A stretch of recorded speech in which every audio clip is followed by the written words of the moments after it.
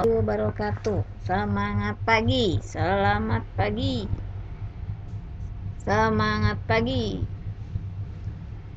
Kalau selamat pagi terus, semangat pagi terus, itu sepertinya kita memulai hari. Jadi kalau kalian menontonnya pada siang hari atau pada malam hari, tidak mengapa, karena itu sebagai penyemangat bahwasanya kita selalu memulai dengan semangat baru.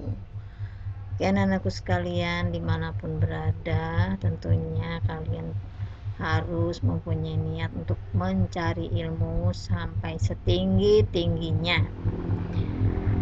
Di kesempatan kali ini kalian masih dalam tema 1, selamatkan makhluk hidup, subtema 1, tumbuhan sahabatku, tapi pembelajarannya yang keempat. Tahukah kamu bahwa tumbuhan tidak saja bermanfaat sebagai sumber makanan bagi kehidupan makhluk hidup, akan tetapi ada manfaat lainnya dalam kehidupan kita. Yuk kita cari tahu.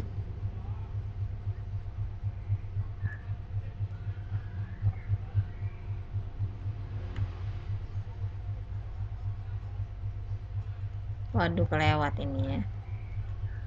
Nah, yuk kita cari tahu.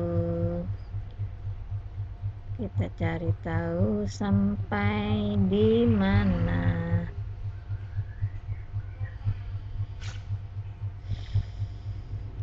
Berdasarkan pengamatanmu sehari-hari, tuliskan berbagai manfaat tumbuhan bagi kehidupan makhluk hidup. Dari tanaman yang ada di depan rumahmu, dia keluarkan oksigen, kamu hirup oksigen itu. Terbukti ketika kalian berada di tumbuhan tersebut, terasa segar, terasa sejuk, lalu kamu hirup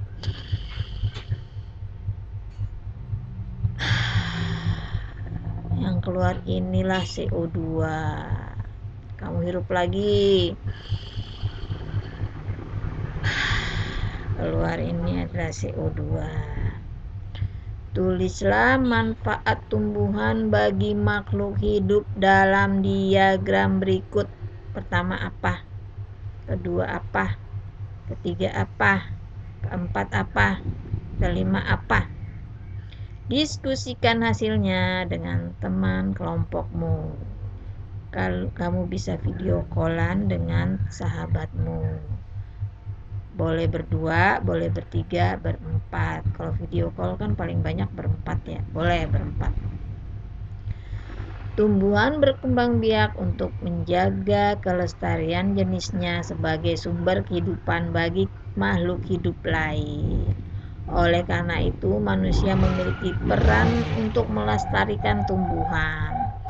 Tahukah kamu bahwa ikut memelihara kelangsungan hidup tumbuhan merupakan salah satu bentuk pengamalan nilai-nilai Pancasila, ya.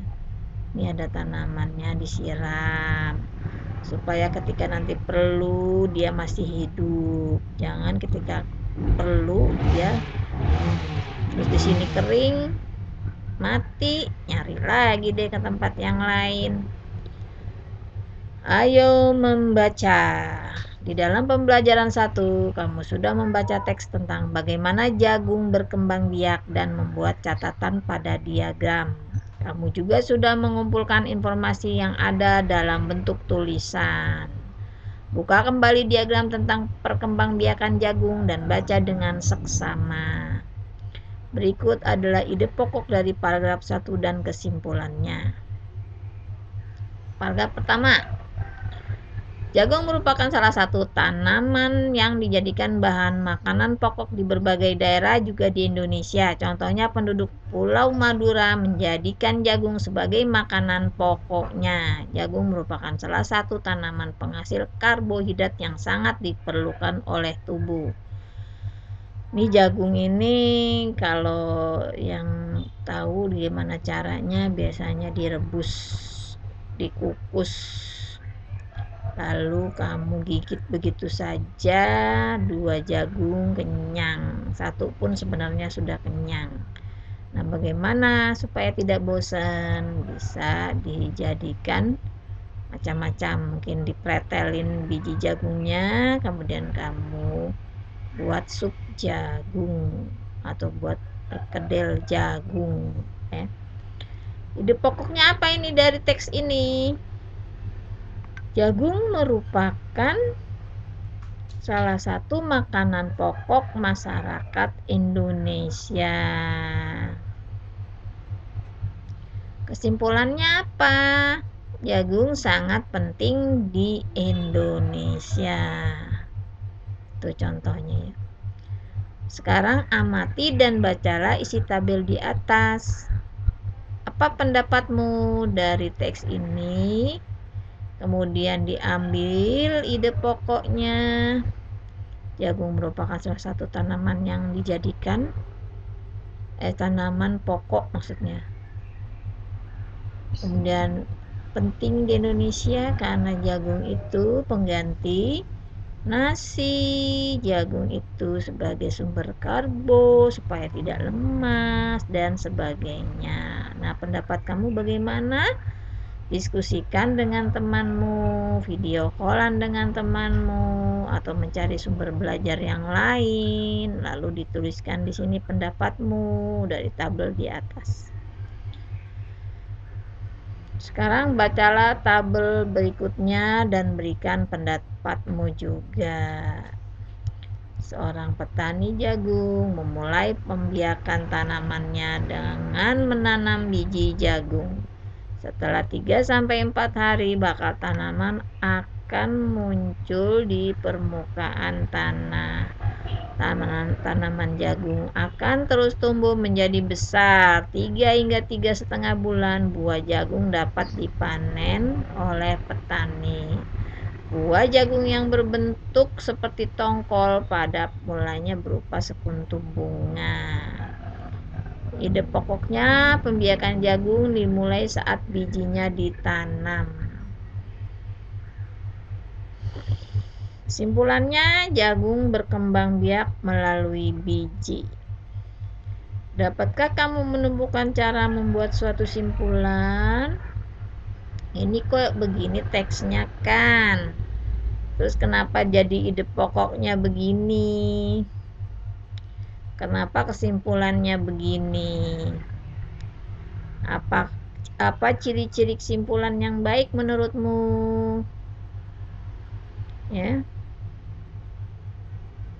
Jadi gimana ciri-ciri kesimpulan yang baik menurut kamu? Ini bisa didiskusikan bersama teman kamu, bersama kerabat, bersama orang tua terdekat, lalu bisa juga mencari dari sumber belajar lainnya. Kemudian kamu sampaikan di sini, lalu diberikan tugas ini kepada Bapak Ibu guru. Tumbuhan adalah sahabat kita. Menjaga tumbuhan sudah menjadi kewajiban kita semua dalam menjalankan kewajibannya. Terkadang kita tidak bisa sendiri. Kita membutuhkan kerjasama dengan orang lain. Kerjasama merupakan wujud penerapan dari salah satu sila Pancasila. Pahamilah lagi kelima sila Pancasila berikut. 1. Ketuhanan yang Maha Esa. 2. Kemanusiaan yang adil dan beradab. 3. Persatuan Indonesia. 4. Kerakyatan yang dipimpin oleh hikmah kebijaksanaan dalam permusyawaratan perwakilan. 5. Keadilan sosial bagi seluruh rakyat Indonesia. Amati kedua gambar berikut. Nah, ini ada teman-teman sedang membersihkan pekarangan. Ini ada teman-teman sedang belajar di sekolah. Tulislah isi cerita masing-masing gambar di atas. Gambar pertama ceritakan dulu. Kemudian kalau sudah selesai gambar kedua.